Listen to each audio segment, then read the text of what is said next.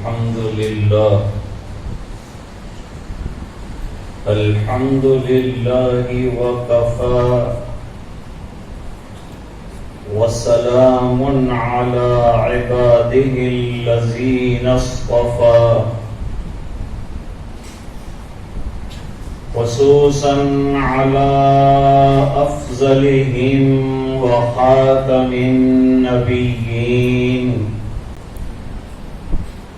محمد الأمين وعلى آله وصحبه أجمعين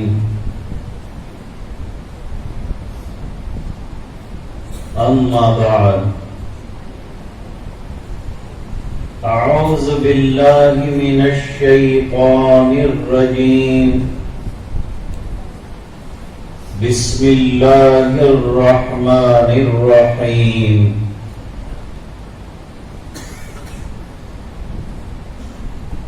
اقترب للناس حسابهم وهم في غفلة معرضون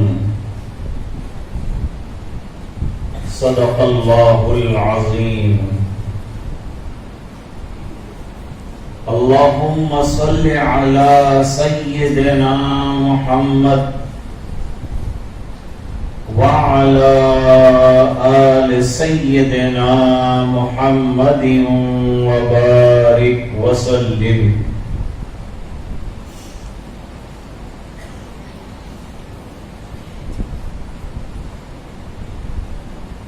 بزرگوں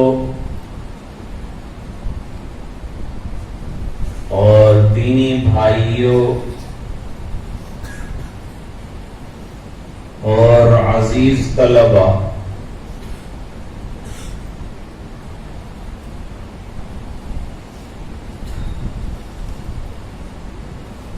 یہ دنیا آزمائش کی اور امتحان کی جگہ ہے۔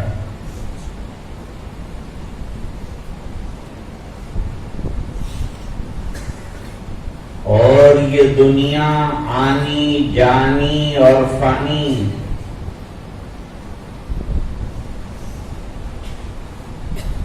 اسے ختم ہو جانا ہے۔ یہاں کی کوئی چیز باقی رہنے والی نہیں۔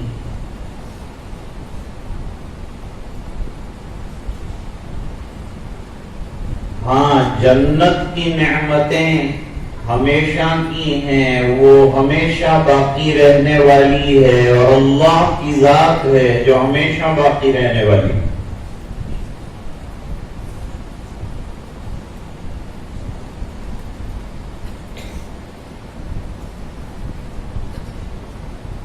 ایک مرتبہ مدینہ منورہ میں حضور کے تشریف لے جانے کے بعد سورج گرہن ہوا۔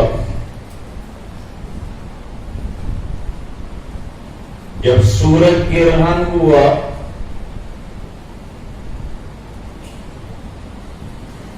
تو حضور پاک صلی اللہ علیہ وسلم نے اعلان کروایا، صبح کا وقت تھا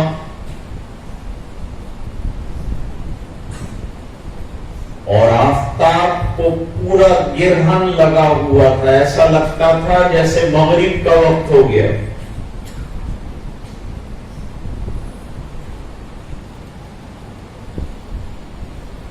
یہ ایک ہی مرتبہ ہوا ہے مدنی زندگی میں۔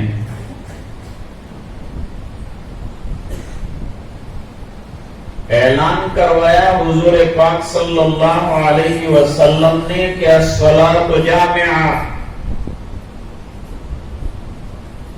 جمع ہو جاؤ اور نماز ہونے والی۔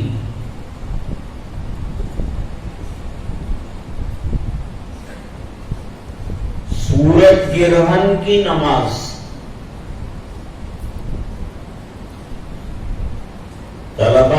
مسئلہ پڑا ہے.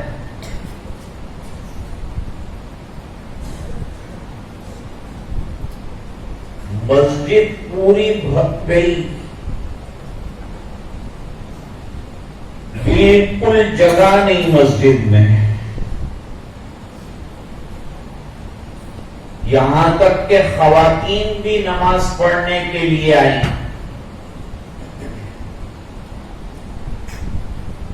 اور سب کو بڑا تعجب تھا کہ یہ عجیب قسم کے وقت میں نماز ہو رہی ہے، کیا ہوگی یہ نماز؟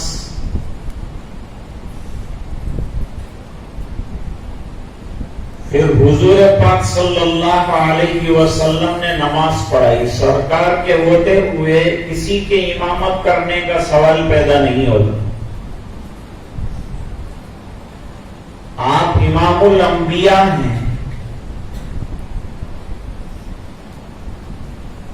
لہذا آپ مصلی پر تشریف لے گئے اور ایک طویل نماز آپ نے پڑھائی.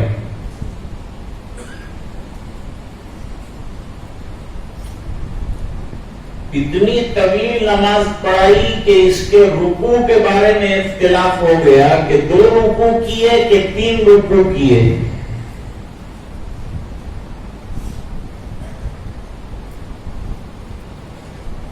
لوگ تھک گئے، کچھ خواتین بے ہوش ہونے کے قریب ہو گئی، سر پر پانی ڈالا.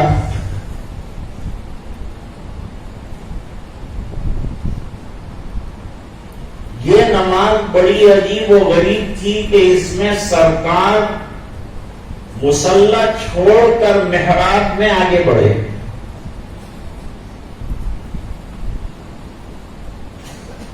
جیسے کوئی چیز لینا چاہتے ہیں، اور پھر پیچھے بھی ہٹیں، صفیں بھی پیچھے ہٹی.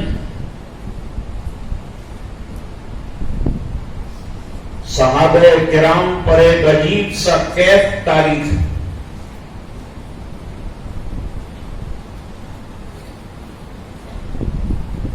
نماز کے بعد نبی کریم صلی اللہ علیہ وسلم نے ایک خطبہ دیا، صحابہ کرام کو، صحابیات کو خطاب کیا.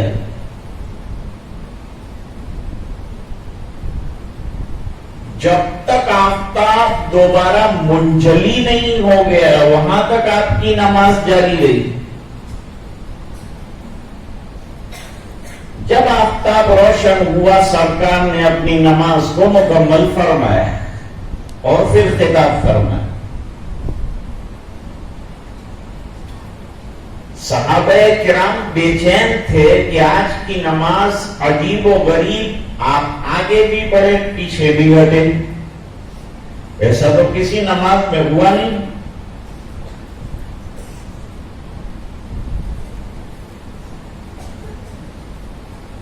جو دین اللہ نے ہم کو عطا فرمایا یہ حقیقتوں پر مبنی دین ہے، تم نظری پر مبنی نہیں. خام خیالیوں کا نام دین نہیں ہے، پختہ یقین کا نام دین ہے.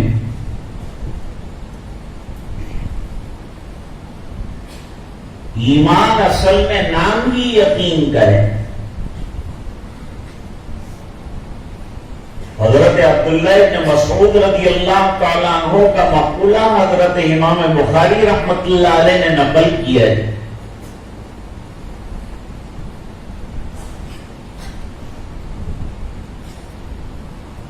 کہ الصبر نصف الایمان،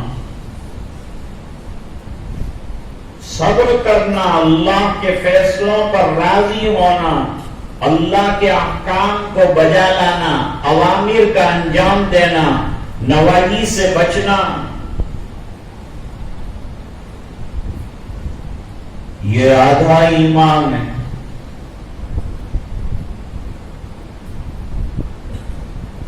وَالْيَقِينُ وَالْإِيمَانُ كُلُّهُ، اور فرمایا یقین کمال درجے کا ایمان.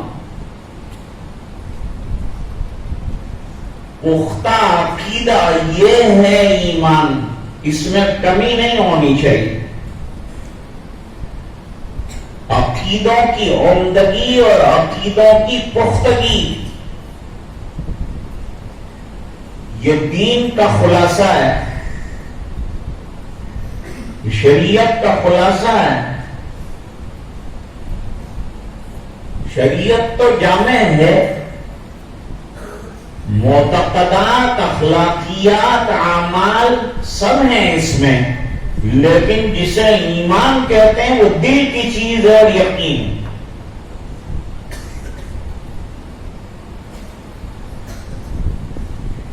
اس لیے حضور پاک صلی اللہ علیہ وسلم سے جب ایمان کے بارے میں پوچھا گیا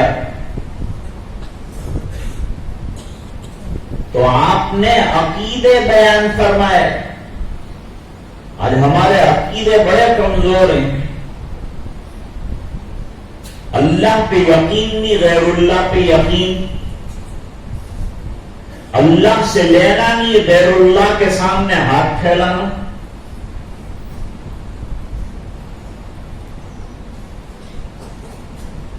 عبادات میں بھی ہم لوگ بہت پسندی اور بہت پیچھے ہیں۔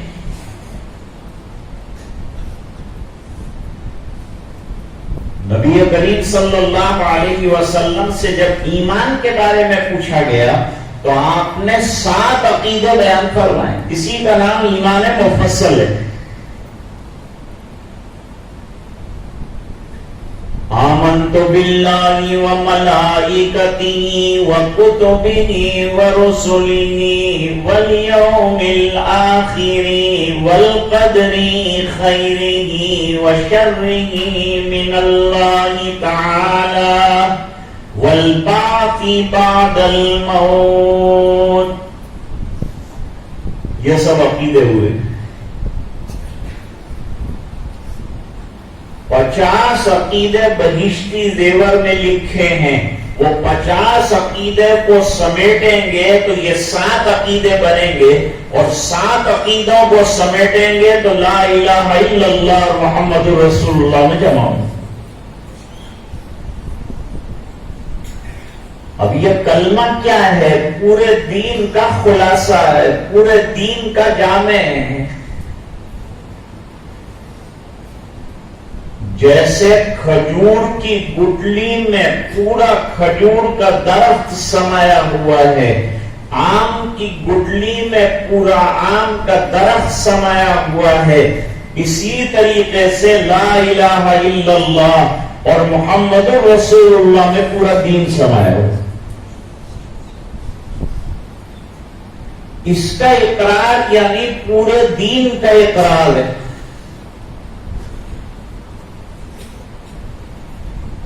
تو کوئی بھی کج فہمی یا غلط فہمیوں کو اسلام جگہ نہیں دیتا۔ سرکار نے فوراً بیان دیا، پہلی بات بیان فرمائی، وہ غور سے سنو۔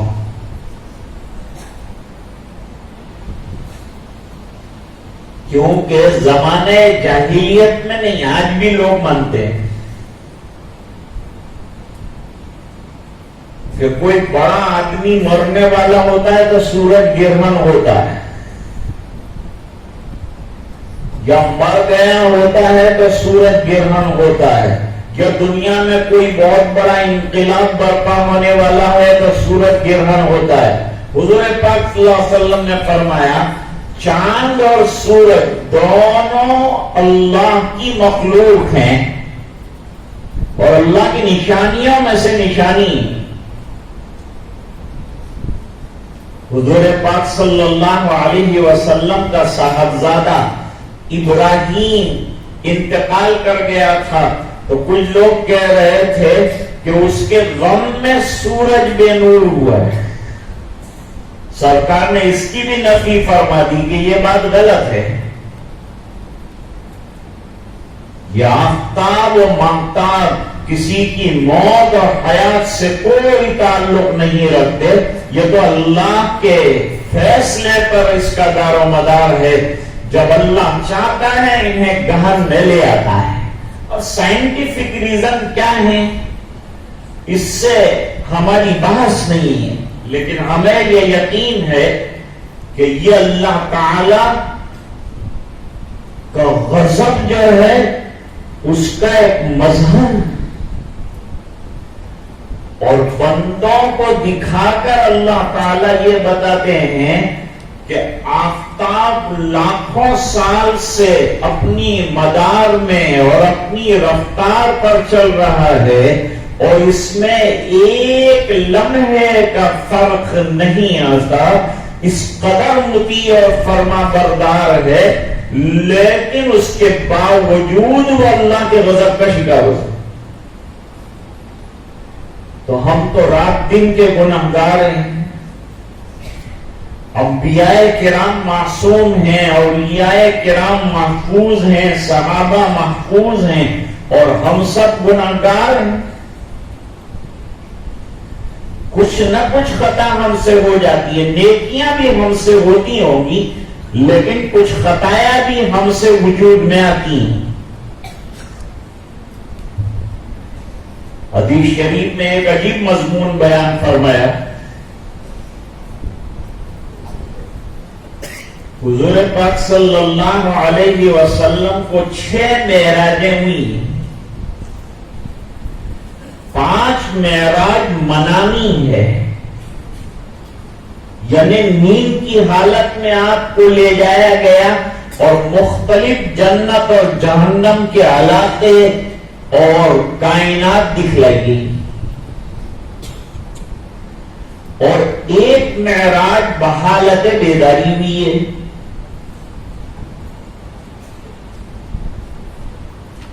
نبی کریم صلی اللہ علیہ وسلم نے ایک منامی معراج میں حضرت جبریل علیہ السلام حضور کو لے کر چلے اور ایک نہر کے کنارے پر لائے۔ وہاں کچھ عجیب شکل کے لوگ تھے، عجیب شکل یہ تھی ان کی کہ ان کا آدھا جسم کالا تھا، آدھا سفید تھا۔ جسم یا تو پورا سفید ہوتا ہے یا پورا کالا ہوتا ہے، لیکن half body black half white. تو سرکار نے سوال کیا، یہ کون لوگ ہیں جبریل؟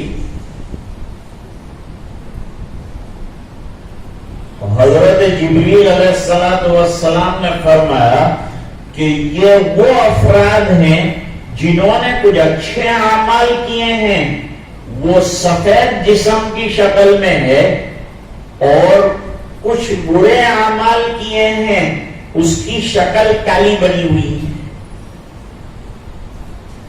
اب ان کا کیا ہوگا؟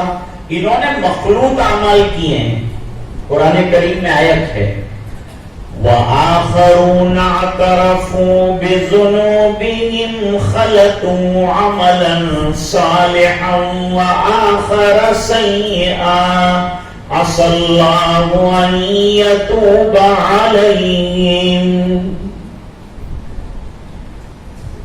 یہ وہ لوگ ہیں جنہوں نے مکس اعمال کیا۔ آج کل لوگ مکس کھانے کے عادی ہیں، مکس ویج کھاتے ہیں اور اسی طرح مکس آئس کریم کھاتے ہیں، تو اعمال بھی ان کے مکس ہو گئے۔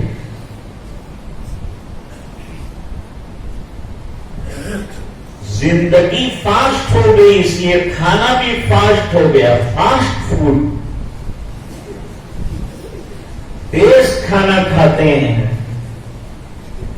زندگی کا سفر تیز ہو گیا ہے، اور موت کی طرف انسان دوڑ رہا ہے بہت تیزی کے ساتھ، لیکن انسان غفلت کی زندگی ایسی جیتا ہے کہ اسے پتہ ہی نہیں چلتا کہ میں قبر کی طرف جا رہا ہوں۔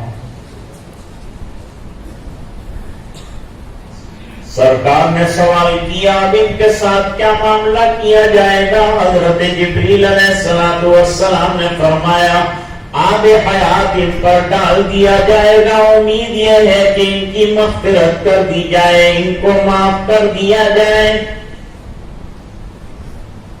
عسى اللہ ان یتوب علیہم، اللہ ان کے گناہ کو معاف کر۔ تو ایک غلط فہمی تو نبی کریم صلی اللہ علیہ وسلم نے یہ دور فرما دی. سفید لباس جنتیوں کی علامت. اس کا مطلب یہ نہیں ہے کہ دوسرے رنگ پہن نہیں سکتے ہیں. جواز لکھا علماء نے فقہاء نے. ہاں وہ رنگ جو مردانہ شان کے خلاف ہے اس پر کلام ہوا ہے. ورنہ براؤن کلر جو ہے وہ بھی پہنا جا سکتا ہے جیسے ہمارے مولانا نے پہنا.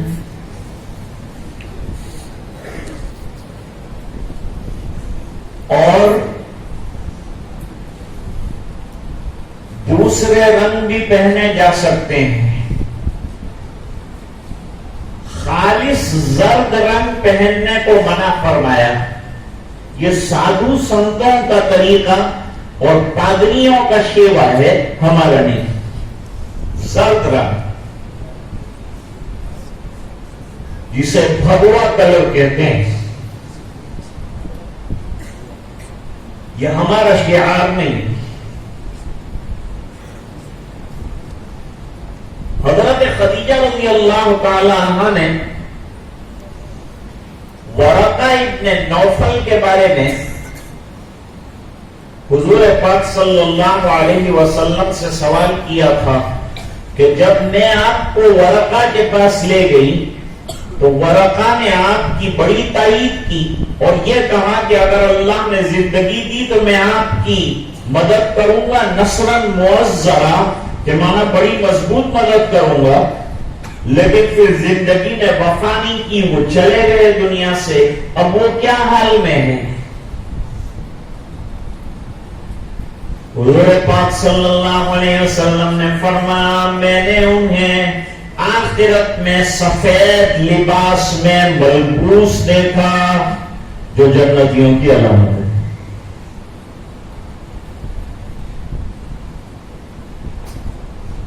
اس لیے حضرت جبریل علیہ السلام طالب علمانہ شان میں آئے ہیں، حضور پاک صلی اللہ علیہ وسلم سے سوالات کیے ہیں. اس وقت آپ کا لباس نہایت سفید رہا ہے. اس سے بعض شارحین اس نتیجے پر پہنچے ہیں کہ طلاب کے لیے سفید لباس بہتر، ان کے لیے سفید لباس عمدہ ہے. یہ طالب علم کی شان.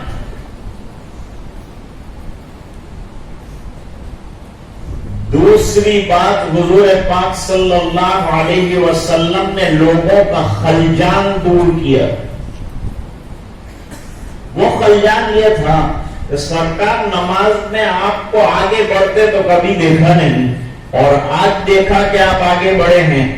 آپ نے فرمایا جنت کا ایک حصہ محراب میں تمثیلی طور پر میرے سامنے پیش کیا تھا، لیکن وہ جنت میں انگور کے خوشے لٹکے ہوئے تھے. میں آگے اس لیے بڑھا تھا کہ یہ خوشہ اٹھا کر تمہارے سامنے ہو. صحابہ تو اس کے بغیر بھی مانتے تھے، حضور پاک صلی اللہ علیہ وسلم کی ہر بات پر یقین کرتے تھے. جنت کو نہیں دیکھا تو اتنا مانا کہ حضرت علی کرم اللہ وجہہ اور حضرت صدیق اکبر رضی اللہ تعالیٰ عنہ فرماتے ہیں جنت جہنم پر یقین اتنا ہے سرکار کے فرمانے کے بعد کہ یہ جنت نمایاں کر دی جائے تو ہمارے یقین میں اب اضافہ ہونے کی گنجائش ہے. اس قدر یقین ہے. میں نے عرض کیا کہ ایمان نام ہی یقین کامل کا ہے. معتقدات کو پختہ رکھنا، حالات کتنے بھی سنگین آ جائے، جان کی باغی لگانی پڑے، لیکن اپنے ایمان کی حفاظت بہت ضروری ہے.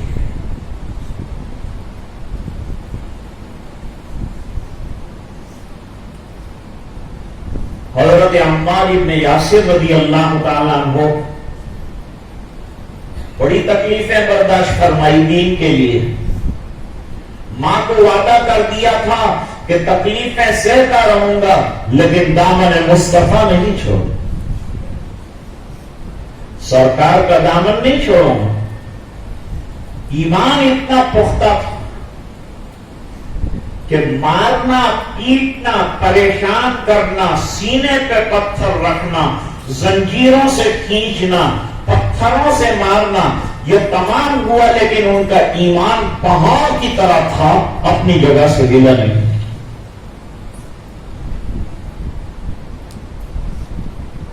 اور بحالت مجبوری ایسے جملے جو خلاف ایمان ہیں نکل جائیں تو کیا ایمان پر کوئی حرف آئے گا؟ فرمایا دل اگر ایمان پر مطمئن ہے تو کوئی حرج نہیں.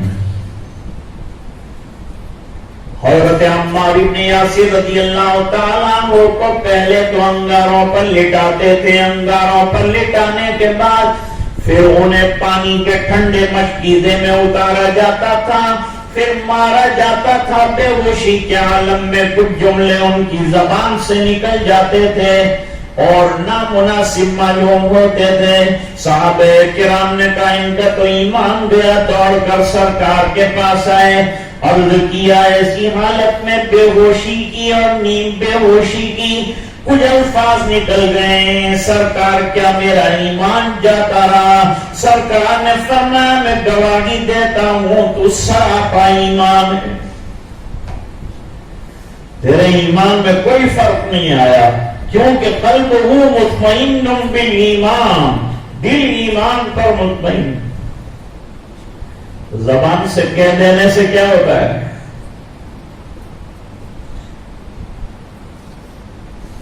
زبان سے کہہ بھی دیا لا الہ تو کیا حاصل؟ دل و نگاہ مسلمان نہیں تو کچھ بھی نہیں. حضور پاک صلی اللہ علیہ وسلم نے فرمایا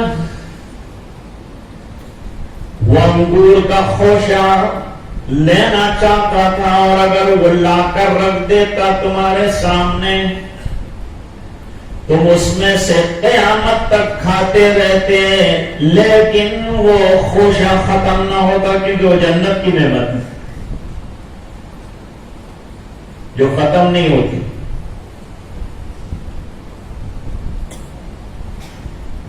ورنہ دنیا کی کل نعیم لا محالہ زائل، ختم ہونے والی.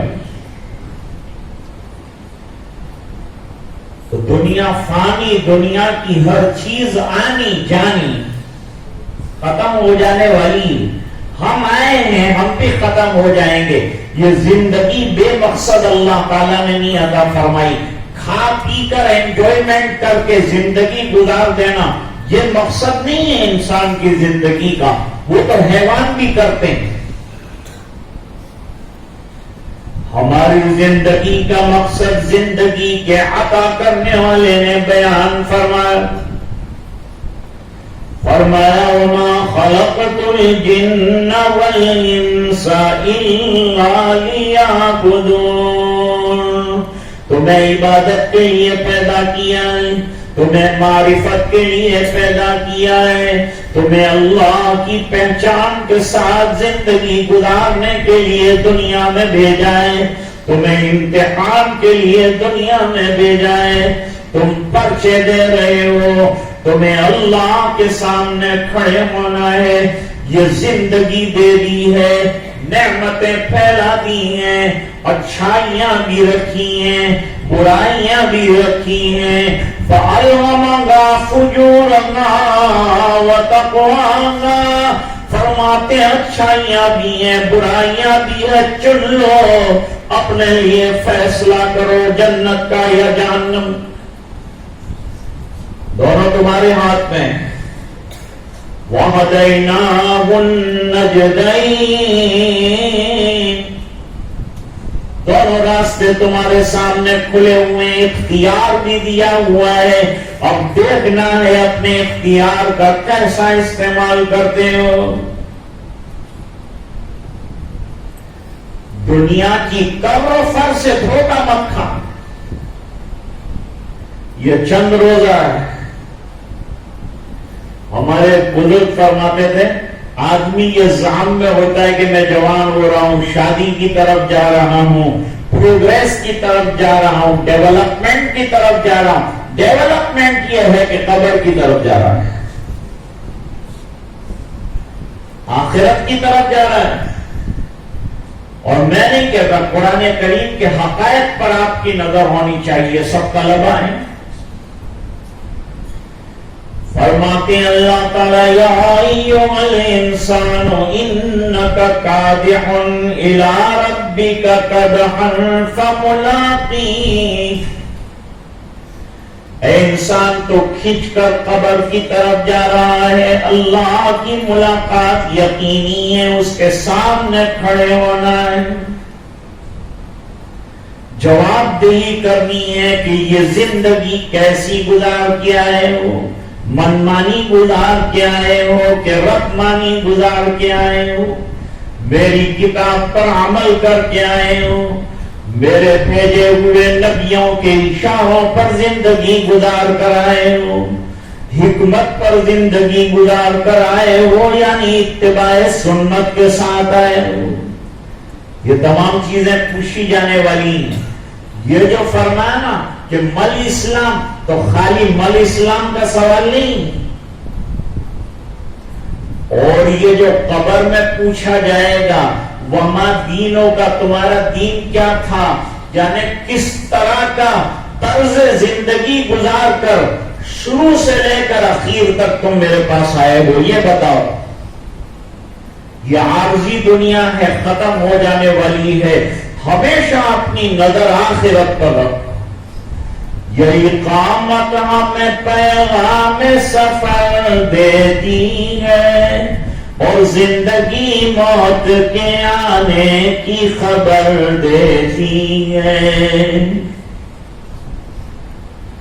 جب زندگی آئی ہے تو موت کا آنا یقینی ہے۔ بچہ گود میں آیا ہے، جنازے میں جانا یقینی ہے، دنیا میں آیا ہے، قبر میں جانا یقینی ہے، زندگی ملی ہے، موت کا آنا یقینی ہے۔ اور ہم صرف یہ عارضی زندگی پر اکتفا کر کے بیٹھے نہیں رہیں گے، ہمیں اپنی زندگی میں سے حضرت حکیم الاسلام فرماتے تھے آخرت والی زندگی نکالنی ہے، وہ ہمیشہ کی زندگی یہ تھوڑے سے دنوں میں سے ہمیں نکالنی ہے اور اس زندگی کو بنانا ہے۔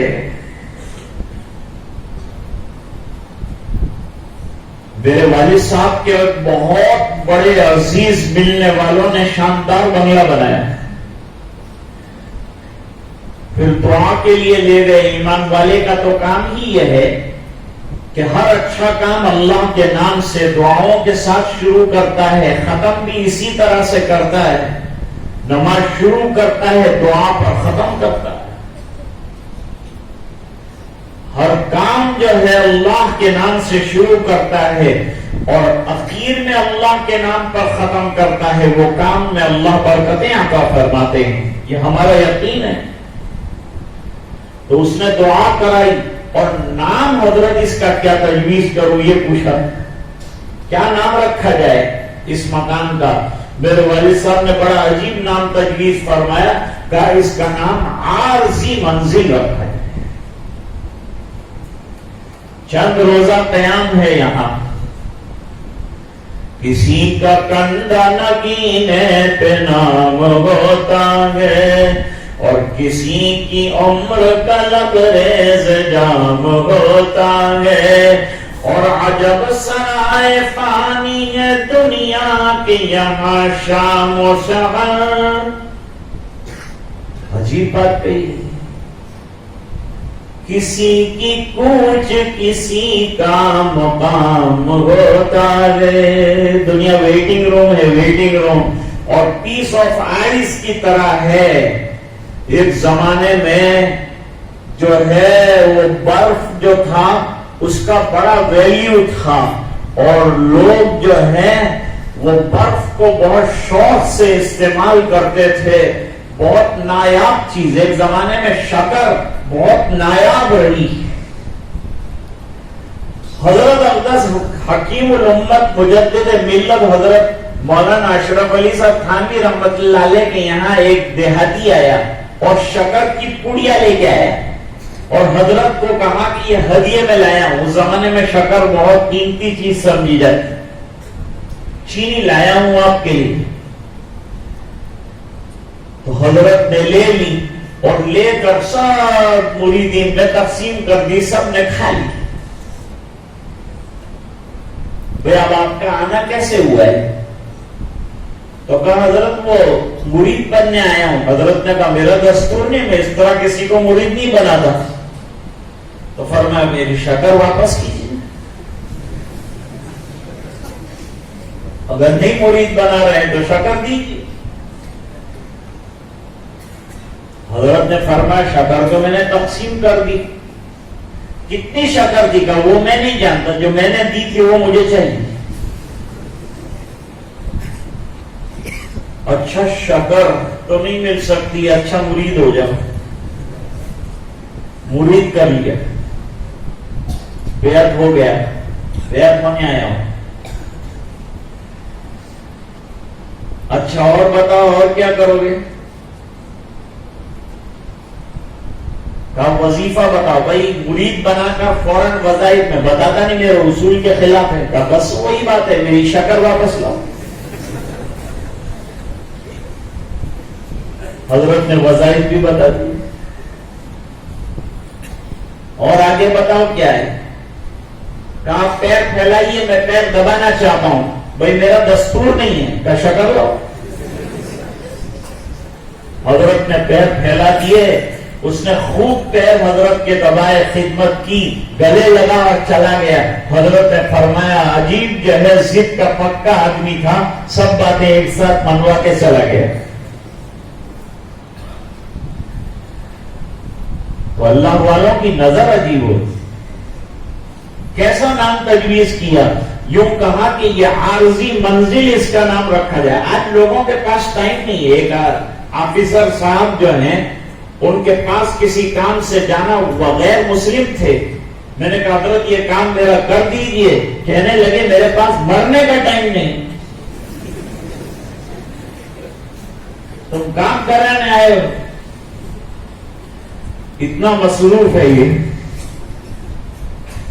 میں نے کہا صاحب جب موت کا فرشتہ آئے گا تو آپ کی مصروفیت ختم ہو جائے گی.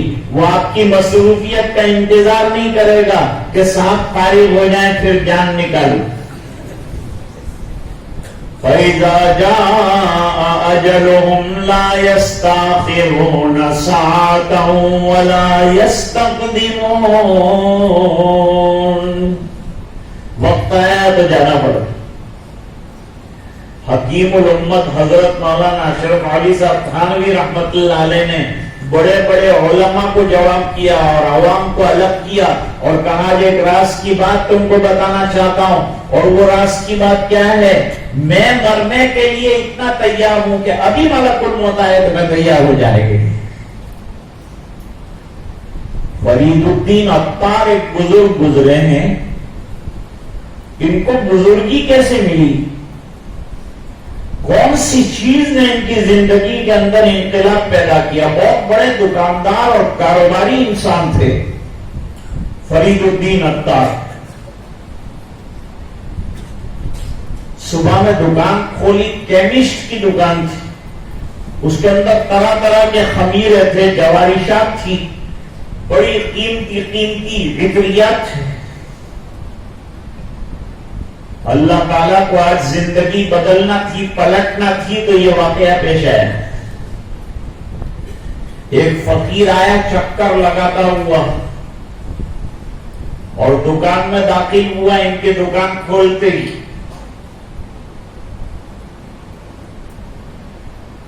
اور پوچھا سیٹھ صاحب سامنے وہ جو کنستر خوبصورت نظر آتا ہے اس میں خمیرہ ہے, یہ کتنے کا ہوگا؟ تولہ. فرید الدین عطار نے کہا تو فقیر آدمی ہے, تیرا تو ہوش ہی اڑ جائے گا اگر یہ خمیرے کا دام بتاؤں گا, اتنا مہنگا ہے.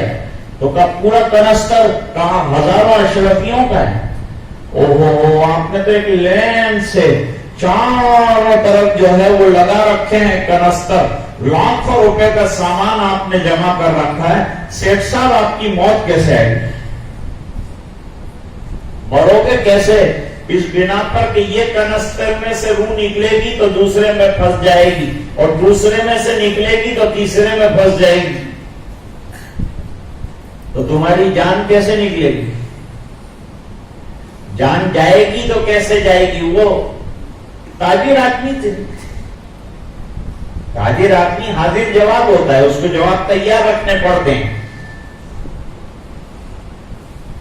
سورت کے ویپاری نے ایک کاٹیا واڑی آیا تھا کپڑا خریدنے کے لیے، اس نے پوچھا کہ سیٹ کیسا ہے یہ کپڑا، گارنٹی ہے اس کی؟ فرمایا بہت اچھے قسم کا کپڑا ہے، جیسے جیسے دھوتے جاؤ گے اس کا رنگ بدلتا ہے۔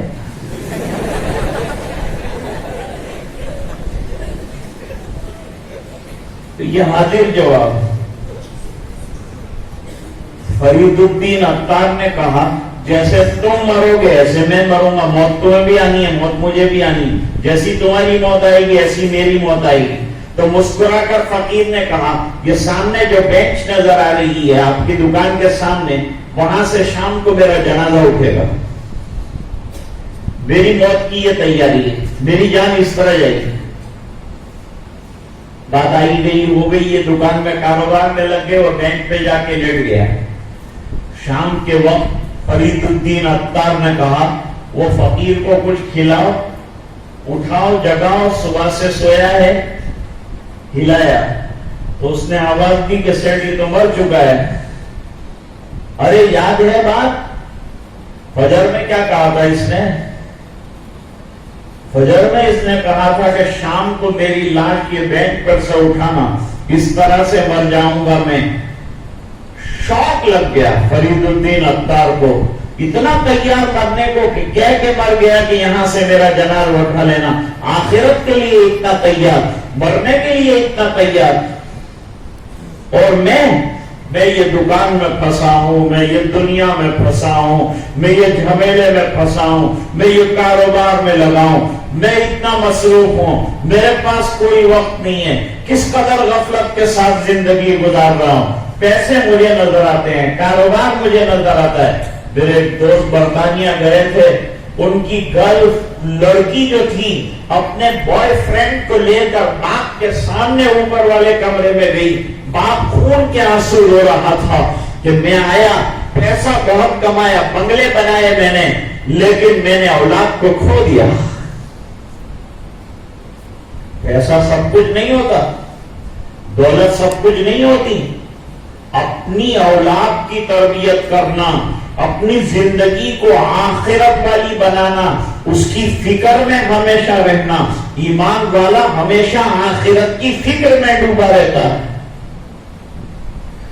اس وجہ سے حدیث شریف میں فرمایا کہ ایمان والے سے خطا ہو جاتی ہے، اس کو ایسا معلوم ہوتا ہے کہ میرے سر پر کسی نے پہاڑ رکھ دیا، اور جب تک وہ توبہ کر کے اللہ کے سامنے آنسو نہیں بہا لیتا، وہاں تک اسے چین اور سکون نہیں ہوتا۔ اس کے ایمان کی علامت وہ بے قرار رہتا ہے، اس کا اندر کا ایمان اس کو بے قرار کر دیتا ہے۔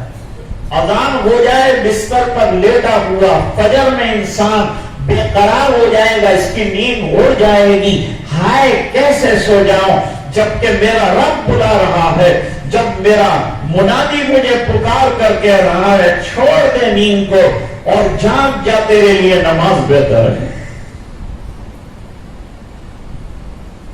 میں نے آپ کے سامنے آیت کریمہ پڑھی ہے جس میں اللہ تعالیٰ فرماتے ہیں ہر ایک کو معلوم ہے کہ وقت اجل آنے والا ہے، قیامت آنے والی ہے، ہمیں دنیا سے جانا ہے، ناگزیر اور یقینی حقیقت ہے۔ میں ایک بات ہمیشہ کہا کرتا ہوں کہ دنیا کی ہر چیز کے اندر اختلاف ہو سکتا ہے، مذہب میں اختلاف ہے، نہ ماننے والے اللہ کو نہیں مانتے، لیکن ان تمام چیزوں کے باوجود یہ دہریہ قسم کا انسان اللہ کی طرف سے اس بات پر مجبور ہے کہ موت کو مان لے۔ اس سے پوچھو کہ مرنا ہے کہ نہیں، کہے گا کہ ہاں، وہ یقینی چیز ہے۔ اللہ تعالیٰ قرآن میں فرماتے ہیں کل نفس ذائقۃ الموت.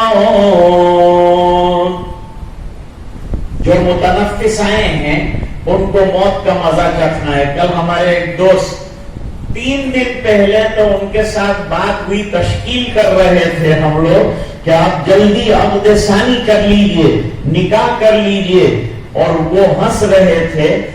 تیسرے روز پتا چلا کہ صبح میں 10 بجے سر پر ٹوپی ہے, بہشتی زیور ہاتھ میں ہے اور دنیا سے جا چکے ہیں. یہ انسان کی زندگی کا حال ہے. جس زندگی پر انسان بھروسہ کرتا ہے وہ ٹمٹماتے ہوئے چراغ سے بھی زیادہ بے اعتبار ہے, ختم ہو جانے والا ہے.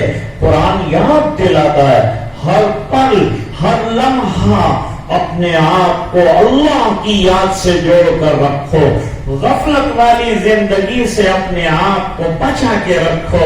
ہمیشہ ذکر اللہ میں رہو, اللہ کے دھیان میں رہو. ایسا نہ ہو کہ تم گناہ کر رہے ہو اور تمہیں دنیا سے جانا پڑے.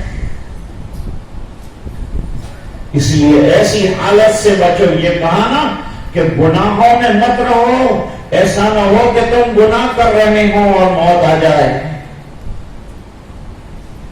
ایک بوڑھا قہوہ خانے کے اندر گیا ایک عورت کے ساتھ منہ کالا کرنے کے لیے, اسی کے بستر پر موت آ گئی. اس فاحشہ عورت نے اعلان لکھا اخبار کے اندر کہ میرے یہاں 70 سال کا بوڑھا آیا تھا, میرے بستر پر مرا ہوا ہے, جس کا باپ کو آ کر یہ لاش لے جائے. بچے منہ چھپاتے تھے کہ لوگ کہیں گے کہ زانی باپ کے بیٹے. کیا موت آئی, کیا کام کرتے ہوئے آئی. اس لیے فرمایا بچو لا یزنی الزانی حین یزنی وہو مومن. یہ جب بدکاری کر رہا ہوتا ہے تو اس کے اندر اللہ کا دھیان نہیں ہوتا. گناہ کیوں ہوتا ہے انسان سے؟ جب بے دھیان ہوتا ہے انسان اللہ کی یاد سے تو پھر جو ہے غفلت چھا جاتی ہے. جب غفلت آتی ہے تو گناہوں میں آدمی ڈوب جاتا ہے. اللہ فرماتے ہیں اقترب للناس حسابهم وهم في غفلة معرضون. حساب کا وقت بالکل سامنے آ چکا ہے اور لوگ غفلت میں ڈوبے ہوئے ہیں. لیلۃ البرات میں فرشتے کے ہاتھ میں چیٹ ہے, دفتر ہے, اور وہ مسکراتا ہے. ایک آدمی بازار میں شادی کا سامان لے رہا ہے اور فرشتے کے فہرست کے اندر مردوں میں اس کا نام ہے. یا اللہ, یہ تو شادی کا انتظام کر رہا ہے اور مرنے والوں میں اس کا نام ہے. ارے یہ تو دکان پر بیٹھا ہے اور مغرب کے بعد تو اس کی جان نکالنی ہے. یہ تو برسوں کا حساب کر رہا ہے اور اسے تو ابھی دنیا سے جانا ہے. مردوں میں نام ہے اور برسوں کا سودا اور برسوں کا سامان اور سرمایہ جمع کرنے میں انسان پڑا ہے. روزانہ ہمارے سامنے جو ہے اموات کا سلسلہ آتا رہتا ہے, ہمیں بیدار کرتا ہے. آج سب سے زیادہ ضرورت ہے تو اس بات کی ہے کہ یہ جو سنگین حالات ہیں یہ ختم ہو جائیں. اس کے لیے ہمیں اللہ سے جڑنا پڑے گا, اللہ کی یاد سے جڑنا پڑے گا. یہ غفلت کی چادر اڑا کر پھینکو, اٹھا کر پھینکو. بہادر وہ نہیں ہے اور پہلوان وہ نہیں ہے جو اپنی 2 انگلیوں کے اوپر 150 کلو کا وزن اٹھاتا ہے. بہادر تو وہ ہے جو سخت سردی کے عالم میں صبح میں اپنی انگلی سے بلینکٹ اٹھا کے پھینکتا ہے اور نماز میں آتا ہے. وہ بہادر. اصل بہادری یہ ہے, عقل مندی یہ ہے کہ آدمی آخرت کی تیاری کرے, اس کی نظر آخرت پر ہو. اللہ تعالیٰ قرآن کریم میں فرماتے ہیں یا ایھا الذین آمنوا اتقوا اللہ ولتنظر نفس ما قدمت لغد. کل کے لیے تیاری ہے کہ نہیں تمہارے پاس؟ اگر طلبا کو پتا چل جاتا ہے کہ فلاں تاریخ سے امتحان شروع ہونے والا ہے، تیاری شروع کر دیتے ہیں کہ نہیں کر دیتے ہیں؟ محنت شروع کر دیتے ہیں کہ نہیں کر دیتے ہیں؟ کامیاب ہونے کی کوشش کرتے ہیں کہ نہیں کرتے ہیں؟ اچھے نمبرات کی محنت کرتے ہیں کہ نہیں کرتے ہیں؟ بالکل اسی طرح آخرت میں کامیاب ہونا، وہاں کے امتحان میں کامیاب تو سب سے بڑا کامیاب ہے۔ اللہ تعالی ہم سب کو سمجھنے کی توفیق عطا فرمائے۔ ہمارے حضرت مولانا حبیب احمد صاحب نے حکم فرمایا کہ چند کلمات آپ کے سامنے جو ہیں عرض کیے جائیں، تو یہ شاندار مسجد میں دین کی تھوڑی سی بات آپ کے سامنے کی ہے، اور یہ غفلت کے پردے کو چاک کرنے کے لیے سوچا ہے کہ چند لمحوں کے لیے ذکر اللہ کیا جائے، لا الہ الا اللہ کا ورد کیا جائے اور اللہ کو یاد کیا جائے۔ اس کے بعد 2 منٹ کا مراقبہ کیا جائے جس میں اللہ کا دھیان ہمیں نصیب ہو جائے، اس کے بعد دعا ہو۔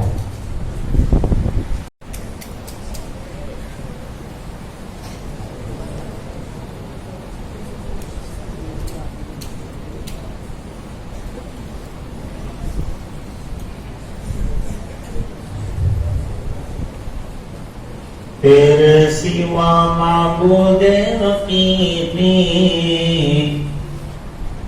کوئی نہیں ہے، کوئی نہیں، اور تیرے سوا مسجود حقیقی کوئی نہیں ہے، کوئی نہیں، اور تیرے سوا مشہود حقیقی کوئی نہیں ہے، کوئی نہیں۔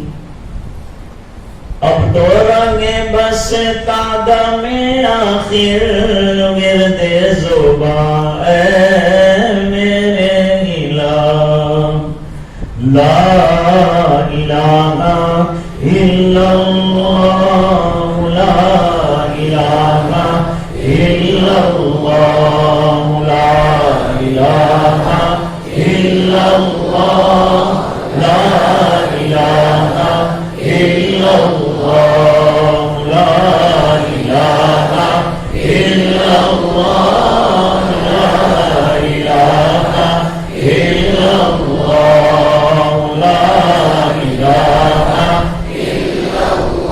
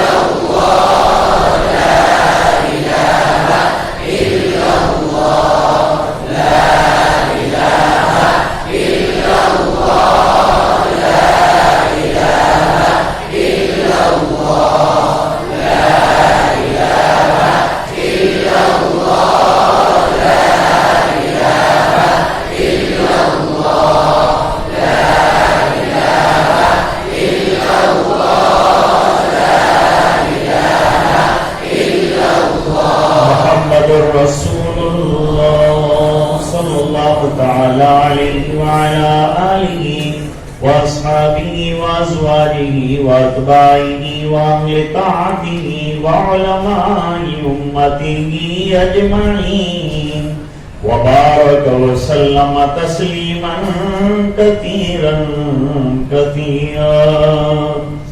اب مراقبہ کریں گے. مراقبہ اللہ کے دھیان میں اور اللہ کی رحمت کے انتظار میں بیٹھ جانے کا نام ہے. اور آنکھیں بند ہو, سر کو دل کی طرف ذرا سا جھکائیں اور ایک تصور جاری رکھیں, اللہ کی رحمت برس رہی ہے, میرے دل پر اتر رہی ہے اور میرا دل اللہ اللہ اللہ کر رہا ہے. لگاتار یہ تصور جاری رکھا جائے. تو شوقی اشعار میں پڑھوں گا, باقی آپ کو یہ تصور جاری رکھنا ہے اللہ کی رحمت برس رہی ہے, دل میں سما رہی ہے, دل اللہ اللہ اللہ کر رہا ہے.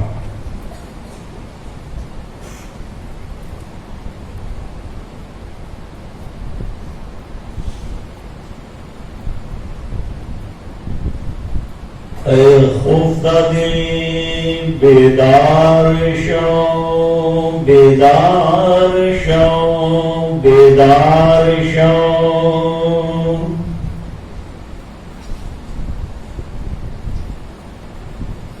در ذکر حق مشغول شو مشغول شو مشغول شو. اللہ کی یاد میں مشغول ہونا اصلی کام ہے. دلوں کو اللہ کی یاد سے وابستہ کرو, اللہ کے نام کے ساتھ عشق پیدا کرو. عزیزو دوستو یارو یہ دنیا دار فانی ہے, دل سے مت لگاؤ تم لحد میں جا بنانی ہے.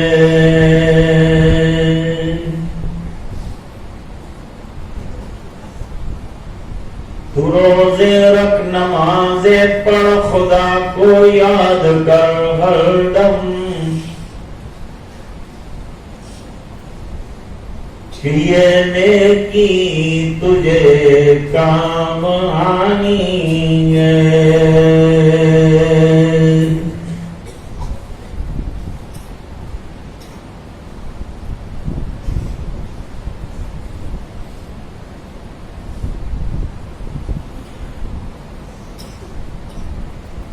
اس سے مانگیں کہاں جائے, کس سے کہیں,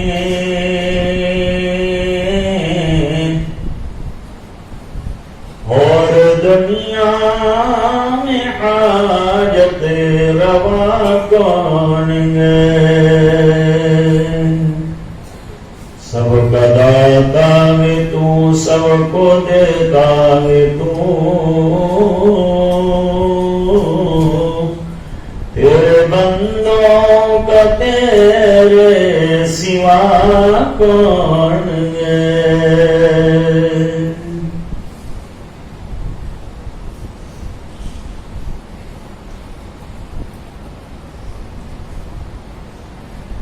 کون مقبول ہے کون مردود ہے,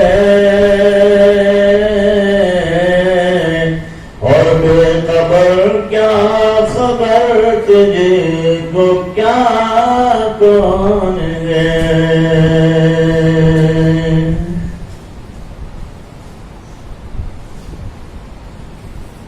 جب تلیں گے عمل سب کے میزان پر,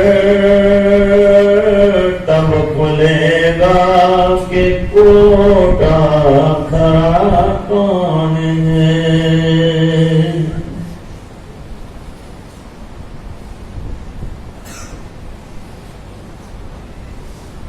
جب مراقبہ کر رہے ہوں تو یہ بات سوچیں کہ آج کہا گیا اور آنکھیں بند کی, ایک دن آنکھوں پر جسم پر اختیار ختم ہو جائے گا.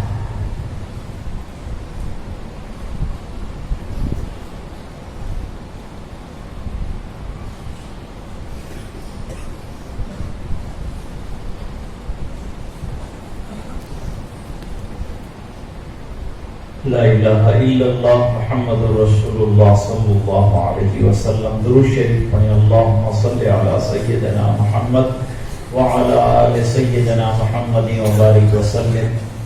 یا اول الاولین و یا آخر الاخرین و یا راحم المساکین و یا خیر المسئولین و یا اکرم الاکرمین و یا غیاث المستغیثین و یا ارحم الراحمین. ارحمنا واعف عنا فإنک مجیب الداعین. ربنا آتنا في الدنيا حسنة وفي الآخرة حسنة وقنا عذاب النار وادخلنا الجنة مع الأبرار يا عزيز يا غفار. اللهم إنا نسألك الهدى والتقى والعفاف والغنى. اللهم إنا نسألك العافية في الدنيا والآخرة. اللهم إنا نسألك رضاك والجنة ونعوذ بك من سخطك وغضبك والنار. اللهم إن قلوبنا ونواصينا وجوارحنا بيدك لم تملكنا منها شيئا فإذا فعلت ذلك بنا فكن أنت ولينا واهدنا إلى سواء السبيل. اللهم أعط نفوسنا تقواها وزكها أنت خير من زكاها أنت وليها ومولاها. اے اللہ ہمارے گناہوں کو معاف فرما، کوتاہیوں سے درگزر فرما، اپنا فضل و کرم شامل حال فرما، کرم کے، عافیت کے، خیر کے، فضل کے فیصلے فرما. اے الہ العالمین ہمارے دلوں کے بگاڑ دور فرما. اے اللہ ہمارے ظاہر و باطن کی اصلاح فرما. اے اللہ ہماری غفلتوں کو دور فرما. اے اللہ آخرت کی فکر عطا فرما. اے اللہ ہمارے ایمان کی حفاظت فرما، جان مال عزت آبرو کی حفاظت فرما. ہماری ماں بہنوں کی جان مال عزت آبرو کی حفاظت فرما. اپنی رضائے دائمی عطا فرما. تو ہم سے راضی اور خوش ہو جا، ہمیں اپنا بندہ بنا دے، اپنی مرضیات پر چلنے والا بنا دے. اے اللہ اپنے مقبول بندوں میں سے ہمیں بنا دے. اے الہ العالمین گناہوں کی نفرت ہمارے دلوں میں جاگزین فرما دے. اے اللہ نیکیوں کا جذبہ اور ذوق شوق عطا فرما دے. نبی کریم صلی اللہ علیہ وسلم کی اتباع زندگی کے ہر شعبے میں نصیب فرما. اے اللہ نبی کریم صلی اللہ علیہ وسلم کی سچی محبت عطا فرما. اے الہ العالمین ہمارے دلوں کو نور معرفت سے منور فرما، زبان کو ذاکر فرما. اے اللہ قلب کو شاکر بنا. اے اللہ جسم کو تیرے احکام پر عامل بنا. اے الہ العالمین تو ہم سے راضی ہو جا اور ہمیں اپنے مقبول بندوں میں شامل فرما. اے الہ العالمین ذاکرانہ اور شاکرانہ زندگی عطا فرما. اے اللہ غفلت والی زندگی سے ہماری حفاظت فرما. اے اللہ آخرت کی فکر ہمیں عطا فرما. اے اللہ موت سے پہلے موت کی تیاری کی توفیق عطا فرما. قبر کے مراحل کو آسان فرما، سکرات کی سختیوں کو سہل فرما. اے اللہ طلباء کو علم نافع اور عمل صالح عطا فرما. جو حفظ کر رہے ہیں ان کے حافظوں کو قوی فرما. اے اللہ قیامت تک ہمیں جو ہے دین پر قائم رہنے کی توفیق عطا فرما. 100% حقیقی ایمان ہمیں عطا فرما. عبادتوں کی حقیقتوں سے ہمارے قلوب کو اور ہمارے جسموں کو مزین فرما. اے اللہ جو بیمار ہیں انہیں شفا کاملہ عطا فرما. اے اللہ سلسلوں کا فیض جاری فرما. اے اللہ قلوب کو جاری فرما. اے الہ العالمین ذاکرانہ اور شاکرانہ زندگی عطا فرما. باغیانہ تاغیانہ عاصیانہ زندگی سے اللہ حفاظت فرما. زندگی کا بہت بڑا حصہ اللہ تجھے ناراض کر کے گزارا ہے، اس جرم عظیم کو معاف فرما. اللہ قدم قدم پر ہم سے کوتاہیاں ہو جاتی ہیں، کچھ نہ کچھ غلطیاں ہو جاتی ہیں، لفزشیں ہو جاتی ہیں، اللہ معاف فرما دے. اللہ میں نیکیوں کا خوبر بنا دے. اللہ ان کا عاشق بنا دے. اللہ تلاوت قرآن کا عاشق بنا دے. اللہ تیری یادوں کا عاشق بنا دے. اللہ تیرا ذوق شوق، تیری معرفت، تیرا عشق و محبت عطا فرما دے. اے الہ العالمین جو حج میں جانے والے ہیں ان کے لیے جانا آنا آسان فرما دے. ان کے حج کو قبول فرما لے. مقامات مقدسہ کی حفاظت فرما. جاتے آتے آنے جانے والوں کی حفاظت فرما اے اللہ جو بیمار ہیں انہیں شفاء کاملہ عطا فرما جو پریشان ہیں ان کی پریشانیوں کو دور فرما اے اللہ جملہ مسلمانان عالم کی حفاظت فرما اے اللہ ہمارے ملک کی حفاظت فرما اے اللہ علماء ربانی حقانی کی حفاظت فرما اے اللہ اساتذہ جو محنتیں کر رہے ہیں ان کے علوم اور فیوز میں اللہ برکتیں عطا فرما اے الہ العالمین جو دنیا سے گئے ایمان پر جنت میں اعلیٰ اور بالا مقامات عطا فرما جمیع قبرستان والوں کی مغفرت فرما جو مرحومین علماء ہیں اللہ ان کی بھی مغفرت فرما اے اللہ اس پورے مجمع کی مغفرت فرما امت کے ایک ایک فرد کی مغفرت فرما جب تک زندہ رکھے اے اللہ تیرے نام اور یاد کے ساتھ زندہ رکھ اور اللہ جب دنیا سے جانے کا وقت ہو حسن